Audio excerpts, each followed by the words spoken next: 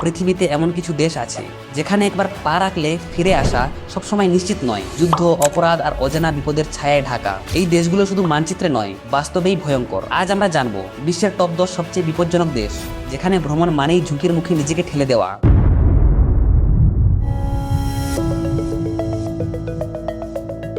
10 নম্বরে আছে ইরাক, একটা দেশ যার ইতিহাস যুদ্ধ আর অস্থিরতায় ভরা।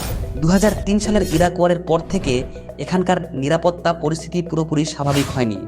আজও দেশের কিছু অঞ্চলে সন্ত্রাসী সংগঠনের হুমকি রয়ে গেছে, বিশেষ করে আইএসিসের কার্যকলাপের কারণে। তার সাথে রয়েছে রাজনৈতিক অস্থিরতা, বিক্ষোভ আর মাঝে মাঝে সহিংসতা, যা সাধারণ মানুষের জীবনকে অনিশ্চিত করে তুলেছে। তবে সবকিছুর মাঝেও ইরাক ধীরে ধীরে ঘুরে দাঁড়ানোর চেষ্টা করছে। তাই ভ্রমণের ক্ষেত্রে এখনও এই দেশকে ঝুঁকিপূর্ণ হিসেবে ধরা হয়। 9 নম্বরে আছে নাইজেরিয়া, আফ্রিকার সবচেয়ে জনবহুল দেশগুলোর একটি, কিন্তু নিরাপত্তার দিক থেকে এখনও বড় চ্যালেঞ্জের মুখে। দেশটির উত্তর পূর্ব অঞ্চলে দীর্ঘদিন ধরে সক্রিয় সন্ত্রাসী গোষ্ঠী বোকো হারাম, যারা হামলা ও অপহরণের জন্য কুখ্যাত। এর পাশাপাশি কিছু এলাকায় দস্যুতা, অপহরণ এবং সহিংস অপরাধের ঘটনাও বেড়েই চলেছে। এই পরিস্থিতির কারণে সাধারণ মানুষের জীবন অনেক সময় অনিরাপদ হয়ে পড়ে। তাই ভ্রমণের ক্ষেত্রে নাইজেরিয়ার কিছু অঞ্চল এখনও উচ্চ ঝুঁকিপূর্ণ হিসেবে বিবেচিত হয়। 8 নম্বরে আছে পাকিস্তান, প্রাকৃতিক সৌন্দর্যে ভরপুর একটি দেশ, কিন্তু নিরাপত্তা পরিস্থিতি এখনও পুরোপুরি স্থিতিশীল নয়। কিছু অঞ্চলে সক্রিয় চরমপন্থী গোষ্ঠী যেমন তেহরিক-ই-তালিবান পাকিস্তান, যারা হামলা ও অস্থিরতা তৈরি করে থাকে। এর পাশাপাশি রাজনৈতিক টানাপোড়েন, বিক্ষোভ এবং মাঝে মাঝে সহিংস সংঘর্ষ দেশের পরিবেশকে অনিশ্চিত করে তোলে। বিশেষ করে সীমান্তবর্তী এলাকাগুলোতে ঝুঁকি তুলনামূলক বেশি। তাই ভ্রমণের আগে পরিস্থিতি যাচাই করা খুবই গুরুত্বপূর্ণ, কারণ দেশের কিছু অংশ এখনও ঝুঁকিপূর্ণ হিসেবে বিবেচিত। 7 নম্বরে আছে মায়ানমার, একটি দেশ যেখানে নীরবতার আড়ালে লুকিয়ে আছে গভীর অস্থিরতা। 2021 সালের মিয়ানমার মিলিটারি কুয়ের পর থেকে দেশটি কার্যত এক দীর্ঘ সংঘাতের মধ্যে আটকে গেছে। সামরিক বাহিনী এবং বিভিন্ন প্রতিরোধ গোষ্ঠীর মধ্যে চলমান সংঘর্ষ অনেক অঞ্চলে স্বাভাবিক জীবনকে ভেঙে দিয়েছে। অনেক মানুষ নিরাপত্তাহীনতার কারণে নিজেদের বাড়ি ছেড়ে পালাতে বাধ্য হয়েছে। তাই আজও মিয়ানমারের বেশ কিছু এলাকা ভ্রমণের জন্য অত্যন্ত ঝুঁকিপূর্ণ হিসেবে বিবেচিত। 6 নম্বরে আছে সুদান, একটি দেশ যেখানে প্রতিদিনই অনিশ্চয়তা আর সংঘাতের ছায়া ঘনিয়ে আসে।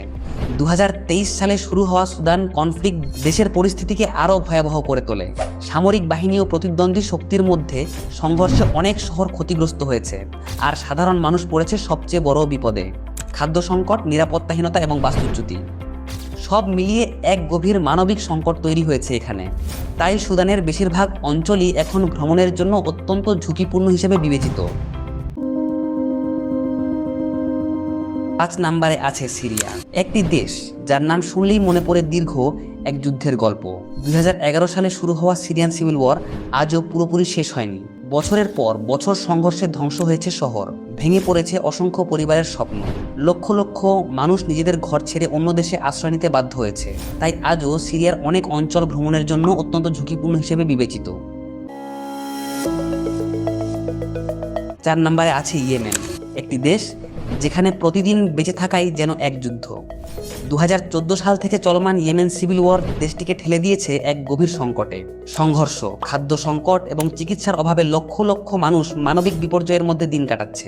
অনেক শিশু অপুষ্টিতে ভুগছে, আর পরিবারগুলো লড়াই করছে বেঁচে থাকার জন্য। তাই ইয়েমেন আজ বিশ্বের অন্যতম ঝুঁকিপূর্ণ দেশ হিসেবে বিবেচিত। 3 নম্বরে আছে আফগানিস্তান, একটি দেশ যা দশকের পর দশক ধরে সংঘাত আর অনিশ্চয়তার মধ্যে আটকে আছে। 2021 সালে তালিবান ক্ষমতায় ফিরে আসার পর থেকে পরিস্থিতি আরও জটিল হয়ে ওঠে। নিরাপত্তা, মানবাধিকার এবং অর্থনৈতিক সংকট সব মিলিয়ে সাধারণ মানুষের জীবন হয়ে উঠেছে কঠিন। বিশেষ করে নারী ও শিশুদের জন্য পরিস্থিতি আরও চ্যালেঞ্জিং। তাই আজও আফগানিস্তানের অনেক অঞ্চল ভ্রমণের জন্য অত্যন্ত ঝুঁকিপূর্ণ হিসেবে বিবেচিত। 2 নম্বরে আছে ইউক্রেন, একটি দেশ যা বর্তমানে সরাসরি যুদ্ধের মধ্যে রয়েছে। 2022 সালে শুরু হওয়া রাশিয়া ইউক্রেন ওয়ার পুরো দেশটিকে বদলে দিয়েছে। বিস্ফোরণের শব্দ, ধ্বংসপ্রাপ্ত শহর আর নিরাপত্তাহীনতার মধ্যে দিন কাটাচ্ছে সাধারণ মানুষ। লক্ষ লক্ষ মানুষ নিজেদের বাড়ি ছেড়ে অন্যত্র আশ্রয় নিতে বাধ্য হয়েছে। তাই ইউক্রেনের অনেক অঞ্চল এখনও অত্যন্ত ঝুঁকিপূর্ণ হিসেবে বিবেচিত।